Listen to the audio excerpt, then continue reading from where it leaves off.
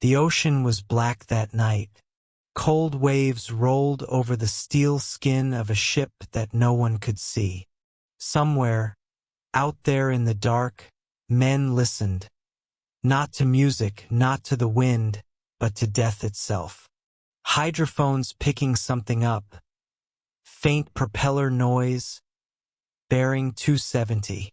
The captain of U-96 leaned forward. He didn't blink. Somewhere beyond the fog, a convoy of 30 merchant ships was crawling across the Atlantic, carrying the lifeblood of Britain. Food, fuel, weapons, hope, and the wolves were waiting. When the war began in September 1939, Britain ruled the seas, or so it believed. The Royal Navy was the largest in the world. Its ships were majestic, its sailors proud. But there was one enemy they couldn't see, one that didn't fight with honor or warning. The German Unterseeboot, the U-boat. It was a new kind of monster, not made to stand and fight, but to strike unseen and vanish beneath the waves. In 1939, Admiral Karl Donitz, commander of the U-boat arm, proposed a terrifying strategy, brutal tactic, the Wolfpack tactic. Dozens of submarines, working together, hunting merchant convoys like predators in the dark. When one boat found a target, it would radio the others. By the time the convoy realized it was being stalked, it was already surrounded. The Battle of the Atlantic had begun. Aboard U-96, the air was thick with oil and sweat. The crew had been at sea for 11 days. Their world was 20 meters of steel, 45 men, and the endless hum of the diesel engines. Surface at 2,000 hours, the captain ordered. We'll charge the batteries, then hunt. The captain was Heinrich Lehmann-Willenbrock, one of Donitz's finest. His first officer, Werner, kept a diary, notes that would one day inspire the famous German film Das Boot. At night, the U-boat surfaced to breathe. Men climbed onto the conning tower, faces lit by the moonlight. Around them stretched the Atlantic, cold, infinite, and indifferent. They were wolves in a black forest of water. Radio reports crackled in. Convoy HX 156 sighted, heading northeast. 20 ships, 2 escorts. Donitz's Wolfpack stirred to life. Orders went out from Lorient and Saint-Nazaire, the submarine pens on the French coast, carved into concrete like fortresses.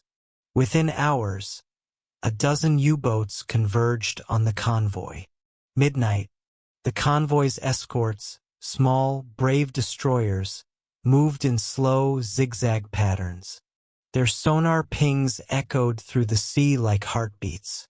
On the bridge of HMS Viscount, Lieutenant Commander Robert Curry scanned the radar. Nothing. The ocean was too vast, the ships too small. "Keep your ears open, lads," he told his crew. "They'll come when we least expect it." At 0:47, a lookout on U-96 spotted the dark outline of a freighter through his binoculars. Convoy ahead. Bearing 020. Distance 3,000 meters. The captain gave a slow nod. Set tubes 1 through 4. Depth 3 meters. Target middle of the convoy. Torpedoes hissed as they were armed. In the control room, every man held his breath. The captain whispered, "Fewer." A burst of compressed air, and 4 deadly shapes slid silently into the water. 30 seconds later, the night exploded. A British tanker erupted in a column of fire, its fuel igniting the sea itself. Men screamed as burning oil spread across the waves. The wolves had struck. Across hundreds of miles, more U-boats closed in. U-552 under Eric Top, U-201 under Adalbert Schnee, U-203, U-401, U-123, all racing toward the prey. The convoy's radio operators sent desperate SOS signals. Under heavy attack, multiple hits, request air support. But there was no air support. The range was too great. The North Atlantic was a graveyard where no plane could reach. By dawn, 3 merchant ships were gone. 2 more were burning. The escort destroyers fought back, dropping depth charges that thundered through the sea. Inside U-96, lights flickered as explosions rattled the hull. Depth 120 meters. Hold her steady.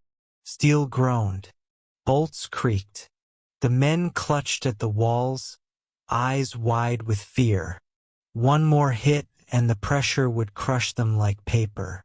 But the destroyers moved on, chasing phantom echoes. The wolf had vanished again. By 1941, the Battle of the Atlantic had become the longest campaign of the war. Every convoy that left America was a gamble. Every ship that reached Britain was a victory. The U-boats were heroes in Germany. Young men idolized by propaganda, their faces on posters, their deeds broadcast on the radio. But the truth was darker. Life on a U-boat was hell. No fresh air. No showers. 1 toilet for 50 men. Food spoiled in the heat. Bodies stank. Diesel fumes clung to every breath. And when they dived deep to escape attack, oxygen ran low. Men fainted. Some went mad. In one patrol, U-boat commander Otto Kretschmer, the most successful of them all, destroyed 47 Allied ships, and then vanished beneath the sea, captured after his boat was rammed and sunk. Others were not so lucky. They never came home. Of the 40,000 men who served in U-boats during the war, 28,000 were killed. A death rate of nearly 70%. No branch of any military in history suffered worse. By 1943, the wolves began to starve. The Allies had adapted. They learned to fight in the dark. Long-range aircraft, Liberators and Sunderlands, now patrolled the mid-Atlantic gap. Radar became sharper, sonar more precise. Convoys sailed under constant watch, escorted by new Flower-class corvettes equipped with Hedgehog mortars that fired deadly patterns of depth charges. And most importantly, Ultra, the Allied codebreakers at Bletchley Park, had cracked the Enigma cipher. Now, every time a U-boat sent a message, the British knew where it was. The hunters became the hunted. In May 1943 alone, 41 U-boats were sunk. Donitz, heartbroken, ordered his wolves to retreat. "We are losing the Battle of the Atlantic," he said quietly. The tide had turned. The war was almost over. Germany was burning. But some U-boats still prowled the seas, ghosts of a dying empire. U-96, once the pride of the fleet, was bombed in harbor before it could sail again. Others tried to escape to Norway or even Argentina, refusing to surrender. One of them, U-977, made the longest underwater journey of the war, 66 days submerged, fleeing the fall of Germany. When it finally surfaced off Argentina, the crew emerged thin, pale, and hollow-eyed. They had survived, but they looked like corpses. Today, the Atlantic hides thousands of wrecks, silent steel coffins lying in the cold. Some still have men inside. The pressure has sealed their tombs forever. Divers who explore those wrecks tell of an eerie stillness. A rusted periscope, a mug still on a table, a shoe floating in the dark. The wolves are gone, but their shadows remain. In 1999, oceanographers located the wreck of U-869 off the coast of New Jersey. A boat no one even knew had reached that far. The crew had died not by enemy fire, but by their own torpedo, a circle runner that came back and destroyed them. It was a cruel twist of fate. Even the ocean had turned against them. The Battle of the Atlantic lasted from 1939 to 1945, longer than any other campaign in the war. It was fought not for glory, not for land, but for survival itself. If Britain had fallen, if the convoys had been cut off, the war might have ended with a German victory. Every loaf of bread, every tank, every shell that reached England came across that deadly ocean. And every one of them was bought with blood.